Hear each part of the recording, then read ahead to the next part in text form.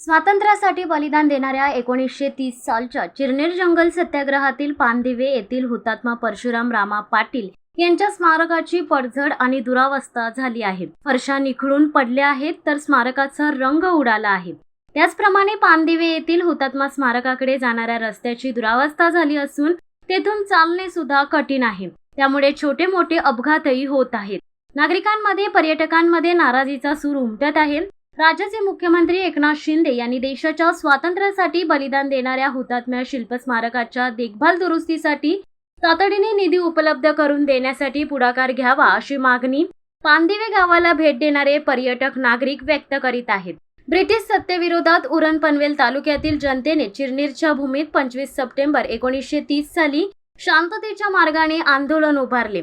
यावेळी ब्रिटिश सरकारच्या जुलमी पोलीस यंत्रणेने आंदोलनकर्त्यांवर बेसूट गोळीबार केला होता. त्यात पानदिवे येथील परशुराम रामा पाटील यांना आंदोलन करताना वीरमरण आले. तसेच 38 आंदोलनकर्ते जखमी झाले होते. हुतात्मा स्मारकांची दुरावस्था झाली असून परशुराम रामा पाटील यांच्या हातातील साहित्य निखळून पडलं आहे. तसेच स्मारकाची आणि रस्त्याची दुरावस्था झाली आहे.